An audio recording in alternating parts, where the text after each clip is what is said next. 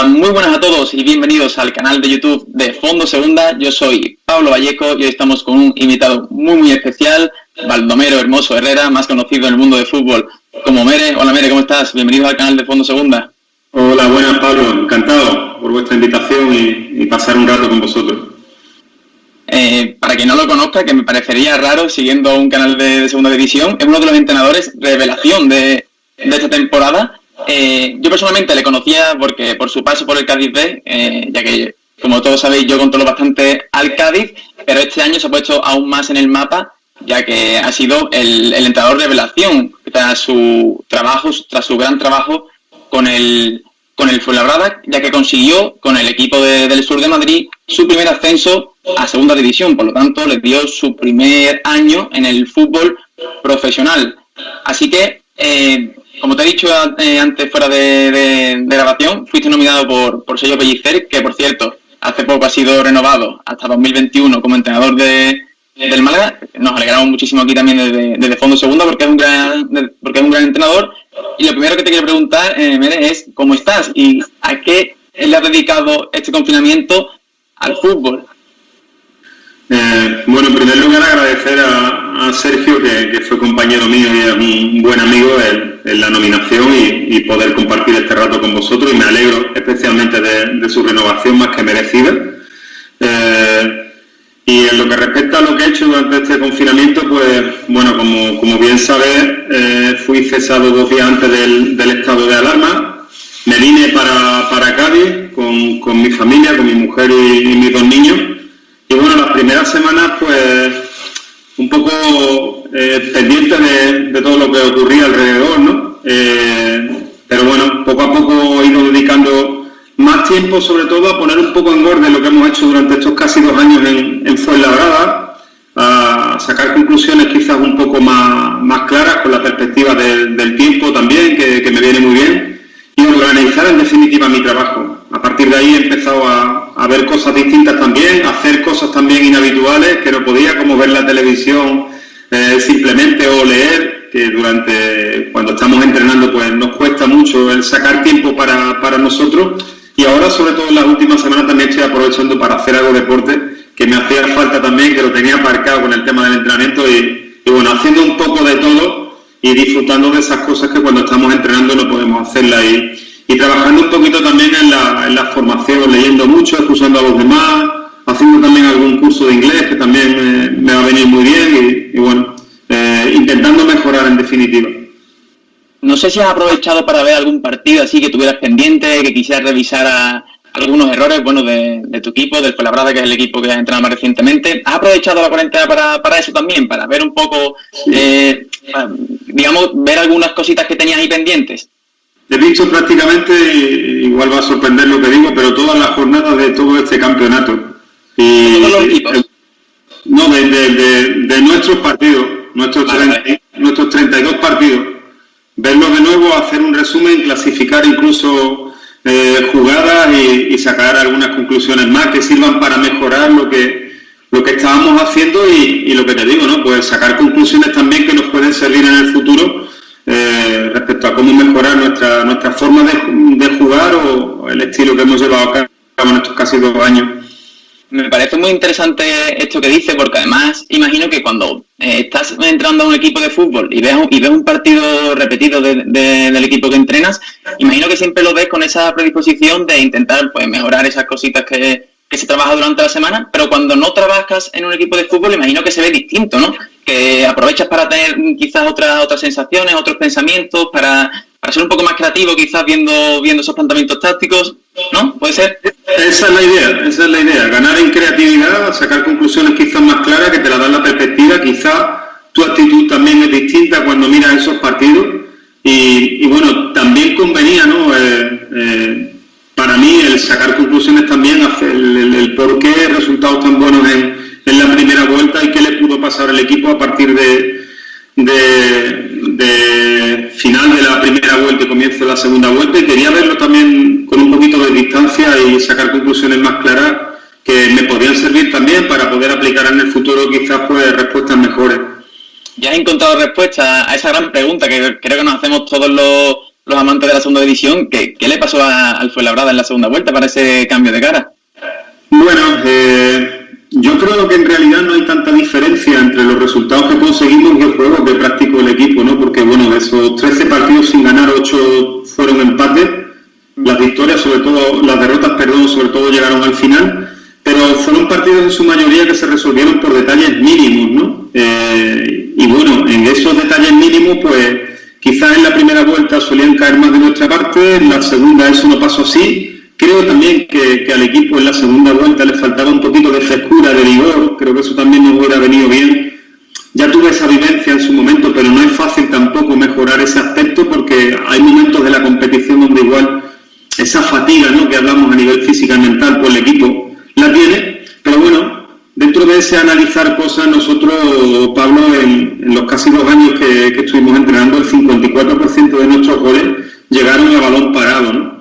Y en cambio en la segunda vuelta prácticamente no hicimos goles a balón parado. Las ocasiones que tuvimos en juego dinámico, a diferencia quizás de la primera vuelta, pues las fallábamos.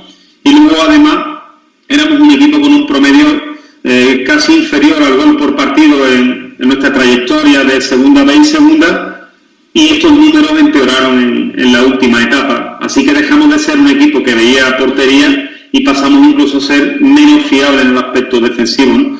Lo entiendo como algo normal que te puede pasar en el transcurso de una temporada, aún más en la segunda, que sabemos que es una categoría muy dura, pero bueno, hay que intentar también evitar eso y hacer ese espacio de tiempo lo más corto posible. ¿Crees que se puede deber ese cambio de rumbo del equipo? Porque, mira, comentaban más o menos esos factores que podían haber provocado esa caída, por decirlo así, del Fuenlabrada en la segunda vuelta, y se me viene a la cabeza un equipo también como el Cádiz, que es un equipo que más o menos pues practica un estilo de juego parecido. ¿Crees que hay paralelismos entre los dos equipos, entre las situaciones de los dos equipos? Que se puede achacar quizás a que ambos planteamientos son físicos, o también que el resto de equipos se van adaptando quizás más a la categoría con el paso de los partidos. Puede ser que haya algo de eso. Es cierto que existen paralelismos entre el estilo del Cádiz y el nuestro, ¿no? Quizás el Cádiz, desde luego, que ha demostrado bastante más regularidad de la que hemos hecho nosotros. Es verdad también que sus recursos pues seguramente sean un poquito mejores que los nuestros, pero puede ser que sea así. De todas formas, creo que todos los equipos en la segunda división experimentan momentos malos de competición. Creo que nos está pasando o nos pasa a todos, bueno, porque la situación actual, Pablo, hay que recordar la igualdad que hay. Nosotros estamos, o el Fuenlabrada está a día de hoy a 3 puntos del 7º clasificado, que son unos números muy buenos para las expectativas del Fuenlabrada, pero es cierto que ya teníamos el descenso a 4 puntos por detrás, y eso es una muestra también de la igualdad que hay y que todos los equipos pasamos por ese momento, ¿no? Bueno, analizaremos un poquito más adelante tu paso por Fuenlabrada. Yo te quería preguntar, antes de hacer un poquito también tu repaso a tu trayectoria, tanto como jugador como futbolista, que será la que nos detendremos más detenidamente, si hoy en día tú fueras entrenador de un equipo de primera o segunda división y ves que se va a reanudar la liga en las condiciones que se van a reanudar, con el formato, con partidos tan pegados, con ese físico que parece que va a ser tan importante, como se está demostrando también en la Bundesliga, que ha sido la pionera en esto de reanudar las competiciones. Si Mere fuera entrenador de un equipo de primera o segunda división, ¿qué sería lo que más le preocuparía en estos momentos sobre su equipo? ¿Qué es lo que más trabajarías? Bueno, Pablo, me parece importante. Yo ahora mismo no tengo, yo puedo hablar como un aficionado casi, como un profesional también puedo hacerlo, pero no tengo esa vivencia del día a día del vestuario para saber exactamente cómo están ahora mismo los jugadores y cómo ha podido afectar esa inactividad a su estado actual, ¿no? Tanto a nivel individual como colectivo.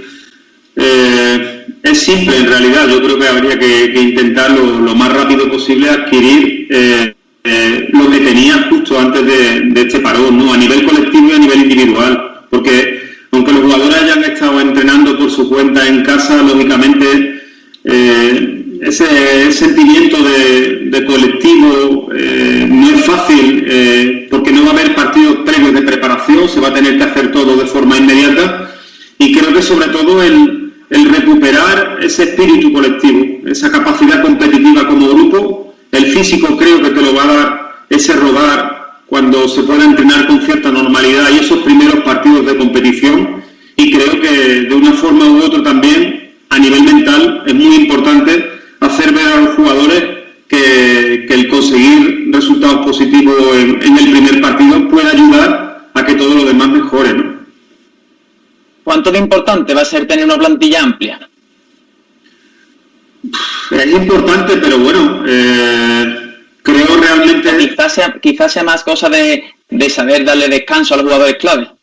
Sí, yo creo que en segunda nunca va a ser un problema el no tener una plantilla amplia. Yo creo que al final todos tienen un volumen de plantilla lo suficientemente aceptable como para competir. Pero es cierto que a ver cuánta esa merma que te hace la competición a nivel físico, a nivel mental, esa palabra que está tan de moda ahora, ¿no? Que es la resiliencia, esa capacidad, ¿no? Para superar la adversidad, yo creo que es clave. El recuperarte muy bien de cada partido para que 3 días más tarde puedas estar en disposición de competir al mismo o a mejor nivel. Y eso solo se consigue generalmente cuando el equipo está bien entrenado, y ese refuerzo de resultados en la competición, como comentaba antes, también va a ayudar a que el futbolista se crea más capaz de estar a su mejor nivel y creer también en lo que se hace como grupo.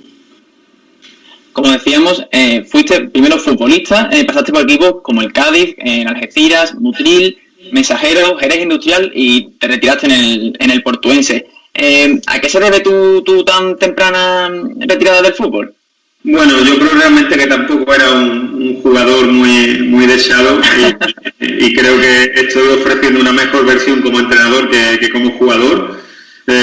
Viví prácticamente mi etapa de futbolista entre equipos de segunda B y tercera división, pero bueno, también es cierto que desde muy joven tuve lesiones graves de rodilla, tuve 2 lesiones de ligamento cruzado siendo muy jovencito en el Cádiz, con 20 y con 21 años, y eso quizás fue condicionando mi trayectoria como jugador. Y cuando llegó a los 30 años, pues me plantearon la opción de seguir en el club como segundo entrenador, lo acepté. Y creo que era un buen momento también para dejarlo, porque ya podía poner en riesgo quizá mi salud para la vida diaria, para la vida laboral, y tampoco quería verme tan limitado en ese sentido.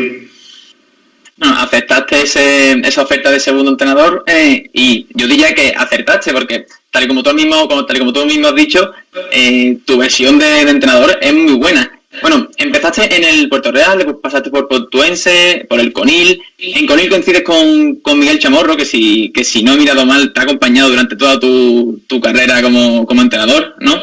Exacto, desde Conil, bueno, coincidimos en Conil, nos conocimos, y a partir de ahí, pues, el recorrido que hemos hecho después lo hemos hecho juntos y muy satisfactorio desde que lo conocí, sí.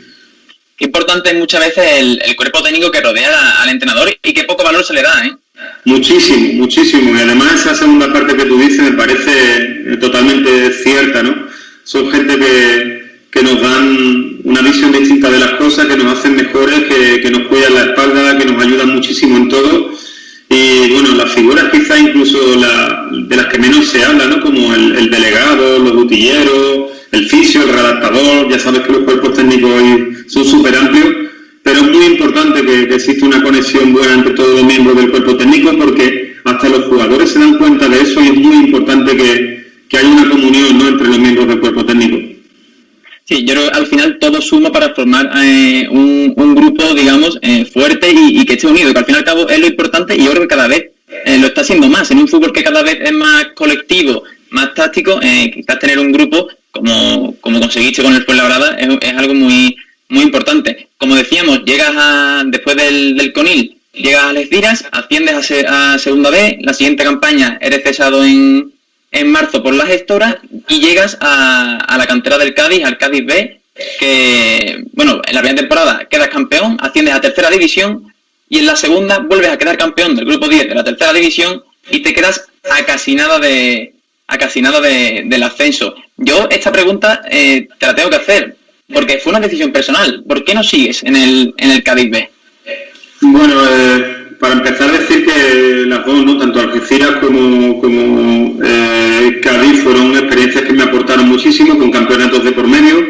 Los dos fueron proyectos de 2 años, y yo entendía ya, y fue una decisión arriesgada, porque para mí era más cómodo quizás quedarme en el filial del Cádiz, pero entendía que ya tendría que aspirar a otra cosa. Había sido campeón en División de Honor, luego en el primer año del debut también fuimos campeones en tercera, y entendía que ya no iba a tener más recorrido. Ni siquiera a mí me generaba la ilusión esa ilusión que nos pega el pellizco, que nos hace involucrarnos de la manera que lo hacemos, yo ya no la sentía. Y bueno, quizás estando en segunda vez posiblemente si hubiera seguido, pero otro año en tercera a mí se me hace una pared y pienso realmente que todo el rendimiento, toda la aportación que yo le podía dar a ese grupo ya se la había dado y que convenía esperar otra oportunidad que me ilusionara de la misma manera que me ilusionó en su momento el filial del Cádiz. No sé si cuando no se consigue finalmente ese ascenso, se te pasa por la cabeza el hecho de lo complicado que sería volver quizás a convencer a ese vestuario de hacer lo mismo. Exactamente. Yo creo que no hubiéramos sido... Al año siguiente el equipo vuelve a ser campeón con Pavón. Sí, lo sé. Un trabajo brutal, le da continuidad al grupo con el que ya hemos trabajado y le saca incluso mejor rendimiento.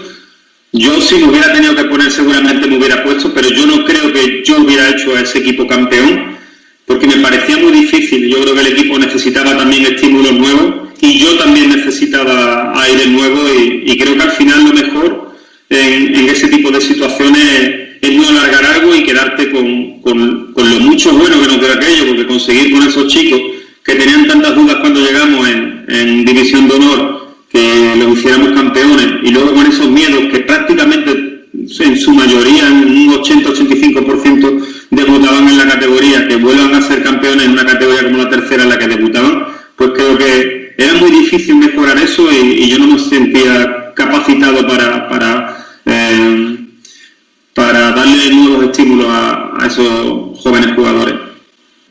También decías en tu despedida, es la última que te voy a hacer sobre el Cádiz B, pero me llama la atención, decías en tu despedida que recibisteis niños y soltasteis hombres, algo así creo que era. Y claro, los niños que tú recibiste son hombres que hoy en día son nombres de segunda división, incluso algunos de Champions, como es el caso de Manu Vallejo. ¿Qué sientes al ver a Manu Vallejo ahí en el Valencia, o Sergio González ahora en el Cádiz, que es un jugador que cuenta bastante con Cervera para cuando no está José Mario Garrido, que ya sabemos que ese doble pivote es bastante importante? Sí, incluso David Gil, ¿no? Juan. Sí, David Gil también. Juan, que por ejemplo está haciendo también una buena trayectoria con el Sevilla Atlético. Pejiño, que estuvo en nuestro primer año también, un jugador Duarte también un jugador habitual entrenando con el primer equipo, en fin. Muchos de ellos que muchísima satisfacción, pero sobre todo te voy a decir más por la calidad humana de esos chavales. Me alegra especialmente por eso, porque creo que no han cambiado ninguno de ellos, a pesar de estar haciendo buen recorrido en su carrera como futbolista. Lo que más me alegra de ellos es que cuando los veo, cuando hablo con ellos, sigo viendo esa mirada inocente, esa ilusión por seguir mejorando y instalarse en el fútbol profesional, y muchísimo orgullo, y lo siento un poco de forma paternal casi. A ese equipo lo miro de una manera paternal, distinta quizá como pueda mirar a los de Fuenlabrada. Pues el siguiente paso es lo que decías, es el Fuenlabrada. ¿Cómo son tus primeros días allí? ¿Cuáles son tus sensaciones cuando llegas? Porque claro, yo miro el bloque del Fuenlabrada, que es parecido al de este año, y bueno, hay jugadores que son muy veteranos, como era el caso de Juanma Marrero o de Cristóbal, el propio Biel Rivas, y también había como otra camada de, pues los Clauder, Enteca, Martínez, que eran algo más jóvenes, que aportaban esa juventud. Cuando llegas a ese vestuario, ¿qué es lo primero que piensas? ¿Cuáles son tus sensaciones? Porque hay que recordar que Fuenlabrada ya había estado coqueteando con los playoffs en las temporadas anteriores. Sí, así es. Lo que pasa es que, bueno, por una parte, para hacer un pequeño preámbulo, la diferencia que hay, ¿no?, entre entrenar a un grupo de chavales muy jóvenes como era el Cádiz B y llega un Fuenlabrada donde hay muchos jugadores que pasan de 30 años y una serie de jugadores, los menos quizás, que están pocos años por encima de los 20, ¿no? Y me encuentro en un contexto totalmente diferente, un momento difícil también, porque Eloy decide dejar el equipo en la pretemporada, nosotros aterrizamos allí con la pretemporada empezada, en ningún caso tenía la expectativa de entrenar a Fuenlabrada, aquello se dio, y cuando llegamos allí nos encontramos muchísimas dudas por parte de los jugadores, porque es lógico, porque el momento vivido era difícil difícil para ellos. El entrenador que les había hecho estar en playoff el año anterior, pues decide irse en la pretemporada con lo traumático del asunto, ¿no? Llegamos nosotros, pero nosotros llegamos con una ilusión tremenda, Pablo. Al final yo creo que fuimos el cuerpo técnico ideal o el entrenador y preparador físico ideal para ese grupo, porque teníamos tanta ilusión y tanta confianza en lo que queríamos hacer, que yo creo que ellos se dieron cuenta rápidamente de que lo que nosotros traíamos podía funcionar y que a ellos quizás les iba a costar un poquito subirse al carro, pero yo creo que rápidamente se subieron. Hay una anécdota muy curiosa. El primer día que la voy a contar, que yo entrené al Fuenlabrada, llego, ¿no? Y lógicamente el primer día que entrenamos pues lo hacemos con balón en el Fernando Torres, y yo veo la sesión, Pablo, y no me gusta en nada. Proponemos tareas que además eran de 4 porterías invertidas, donde era puramente fútbol, y yo los dejo un poco, dándole una cierta organización en cuanto a distribución de ellos en el campo, pero poco más.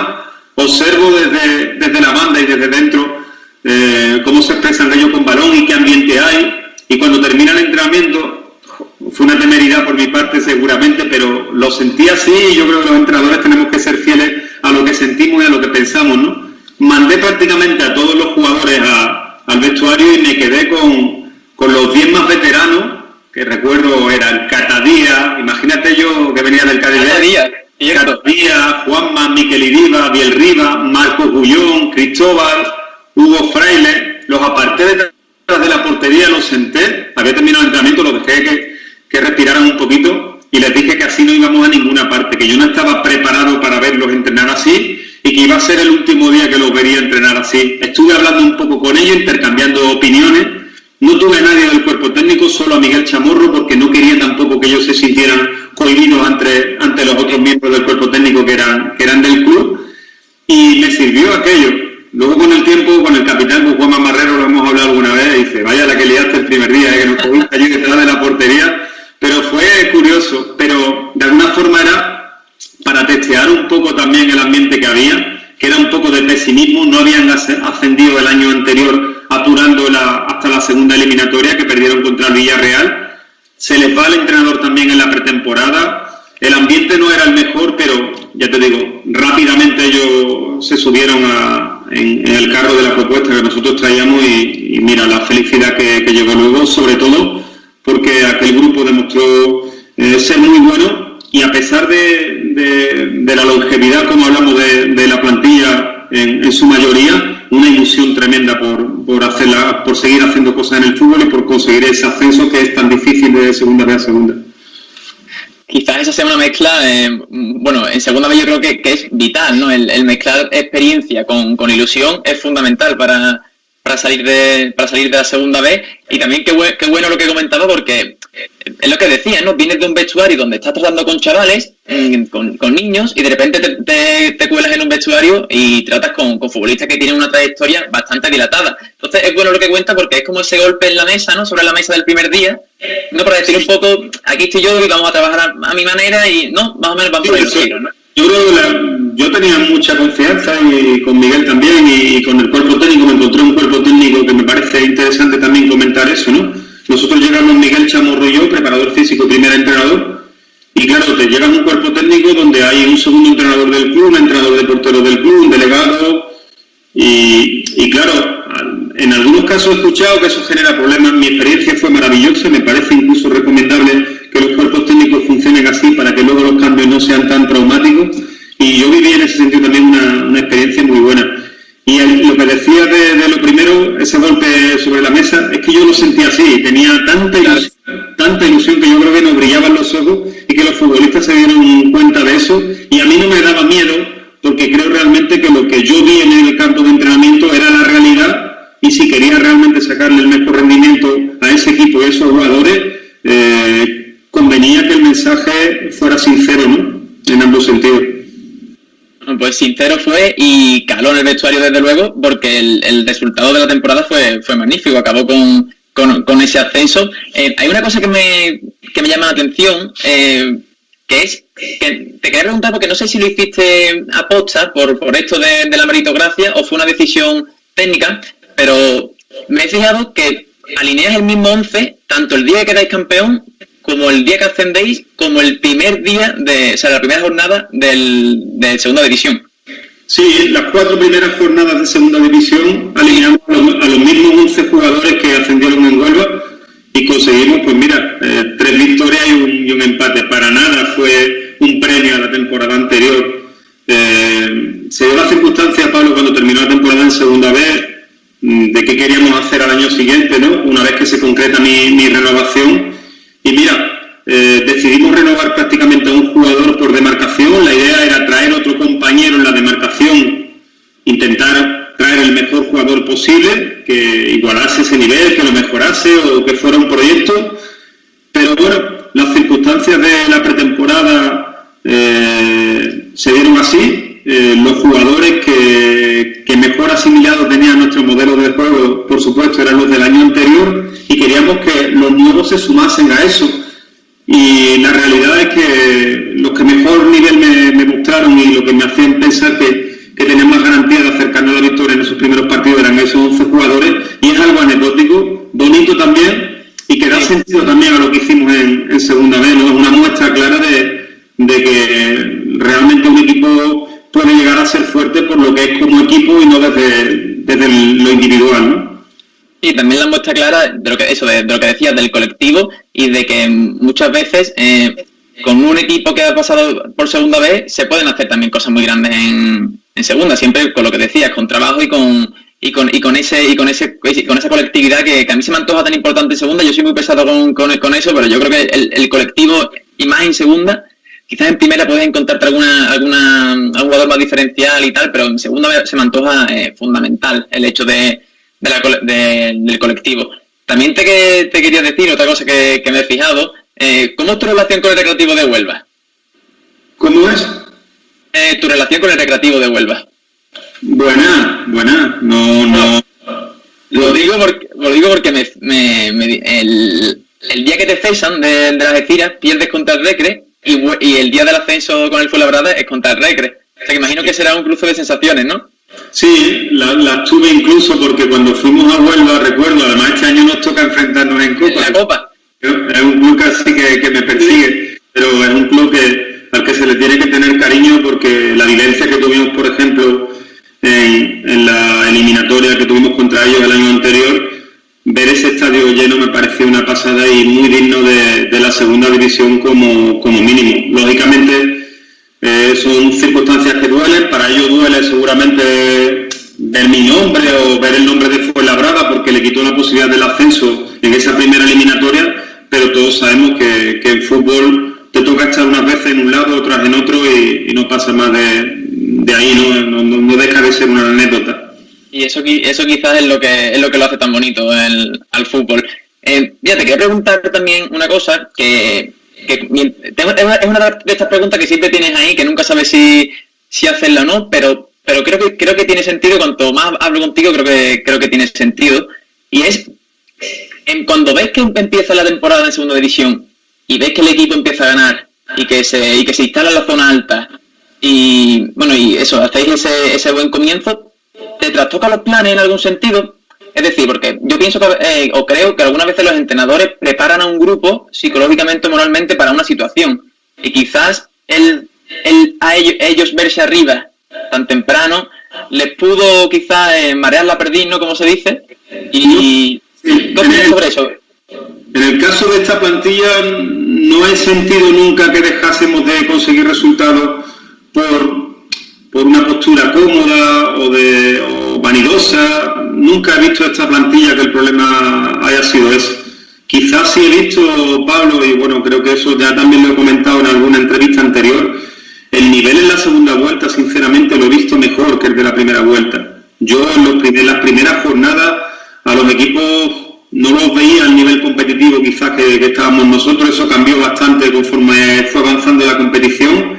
Y te pongo ejemplo, equipos que nos enfrentamos a ellos en la primera vuelta, que nos hacían o nos daban concesiones, entre comillas, ganábamos con detalles de picardía o de competir mejor, y eso en el segundo enfrentamiento cambió, ¿no? Recuerdo el partido que ganamos en Las Palmas, lo ganamos 1-3, con detalles puntuales de viveza, de situaciones VAR, que hablamos muchas veces de entrenar situaciones VAR, detalles de picardía, de ser más listo en las áreas quizás que el contrario, y luego jugar con Las Palmas en la segunda vuelta en un empate a 0 en casa y un partido donde prácticamente nunca tuvimos ninguna opción de ganar, donde nos permitieron mucho menos, y eso quizás lo fuimos viviendo con cada uno de los equipos en la segunda vuelta, ¿no? Como si te conocieran mejor, tú necesitaras argumentos nuevos, y no es fácil tampoco, porque cuando me han preguntado en ese sentido, bueno, ¿y por qué no le has dado argumentos nuevos? Claro que intentamos darle herramientas nuevas al equipo y a nuestros jugadores, pero no es fácil porque somos el Fuenlabrada y porque el nivel de la segunda división es muy alto y hay rivales que apuestan mucho por ser buenos en la categoría. Ya, te voy a ir a por las 3 últimas preguntas porque me acabo de dar cuenta, llevamos ya media hora hablando y en un principio te dije que quería que fueran 20-25 minutos, pero bueno, a mí personalmente me está encantando esta charla más que nada contigo. Mira, quiero ir con la última del Fuenlabrada. Esta es una que te tengo que hacer prácticamente por obligación, porque bueno, tras ver todo lo bien que lo hiciste en Fuenlabrada, tras ver esa primera vuelta espectacular, en la que ya te digo, nosotros que estamos todo el día siguiendo la segunda división, bueno, el Fuenlabrada al principio de temporada estaba en la quema para echar abajo, y cuando empezó la temporada y vimos que ganabais al Zaragoza, que ganabais a tal, que estabais arriba, que si Hugo Fraile ha metido otro gol, pues sorprendía. Entonces, también sorprende cuando empiezas a caer de la segunda vuelta. Entonces, yo te quiero preguntar tu opinión. ¿Crees que a la directiva le venció la precipitación? No, nunca, de verdad que no voy a ser crítico en ese sentido. Yo intento ser respetuoso siempre con los clubes en los que he estado. Seguramente me beneficié del criterio de ellos para poder entrenar en el Fuenlabrada. Sería injusto por mi parte hacer una crítica en ese sentido. Los entrenadores estamos para hacer las cosas lo mejor posible. La decisión de continuar o no corresponde a ellos. Yo me sentía con una fuerza, con toda la fuerza para seguir siendo entrenador de Fuenlabrada. Me cesan de Fuenlabrada estando a 3 puntos del 7º clasificado. Creo que eso son una estadística muy buena para lo que éramos. Pero entiendo quizás que a ellos le pudiera entrar el miedo. Eran 13 jornadas sin ganar. El temor quizás a perder lo que habíamos adquirido durante la temporada, y ya se convierte para una situación sencilla simple de tener confianza. ¿Es tener confianza o no?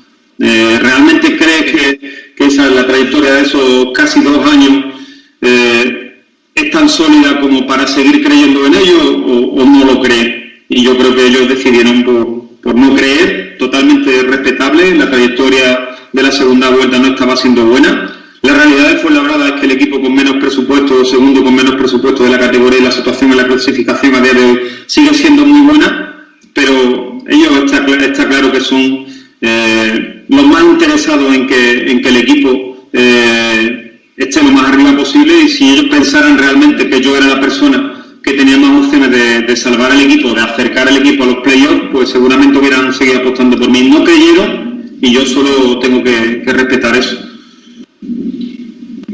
Bien, voy a ir ya por la última. Esta ya doy por finalizado, digamos, tu trayectoria como entrenador. Al igual que hemos hablado de muchísimas cosas, también se me han quedado muchísimas en el tintero, así que te lo vuelvo a repetir, como te he dicho antes, Mere. Cuando quieras volver a pasarte por aquí, estás más que invitado, porque está siendo un completo lujo hablar contigo de fútbol. Yo te quiero preguntar por tu opinión, y además tú que eres un entrenador que ha trabajado mucho desde abajo, como hemos comentado antes, ¿no? Portuense, Conil, Algeciras, muchos ascensos, mucho trabajo. ¿Qué opinas de que los clubes den oportunidades prácticamente sin merecerlas a exfutbolistas que solo tienen el nombre y no tienen esa formación, quizás? Esto al final, Pablo, el fútbol tiene una repercusión tan grande. Hay tanta gente en los estadios, como dice Valdano, lo he escuchado alguna vez, que es imposible esconderte y la realidad te termina llevando a tu sitio. Es una cuestión también jerárquica, ¿no? Yo creo que al final los jugadores que han sido tan grandes, pues seguramente sea hasta lógico que tengan más oportunidades de los que hemos sido jugadores de perfil bajo, ¿no? Es normal, pero la realidad es que luego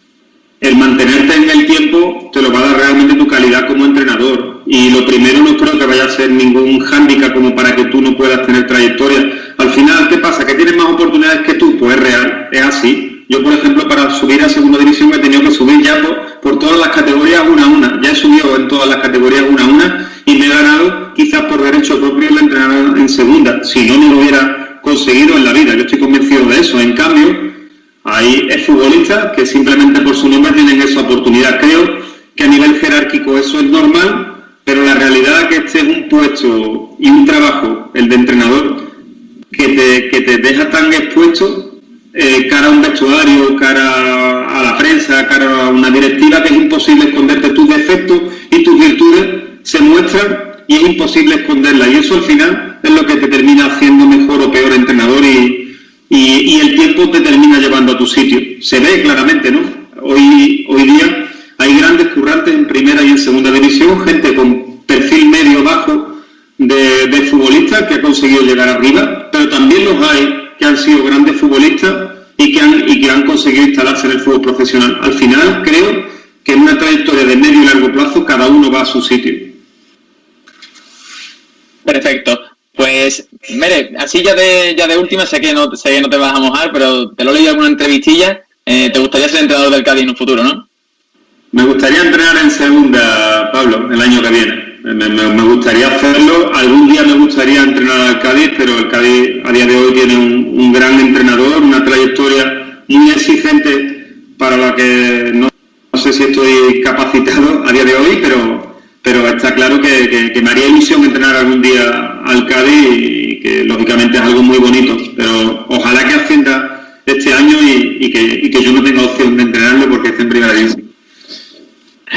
Bueno, pues entonces esperemos que estés el año que viene en segunda, que yo personalmente creo que sí que te lo has ganado estar en un banquillo de plata. Lo dicho, Mere, te lo he repetido a lo largo de la entrevista muchas veces, pero es que ha sido un placer de verdad hablar contigo. Estás completamente invitado para lo que sea, para cuando quieras en Fondo Segunda y esperamos, mejor dicho, que el año que viene te cubramos muchos partidos, te cubramos muchos planteamientos, te cubramos mucho todo, porque nos gustaría verte de verdad sentado en un banquillo de segunda división. Gracias a vosotros, Pablo, muy amable, ¿vale? Un placer. El placer es nuestro. Un saludo, Mere. Un saludo.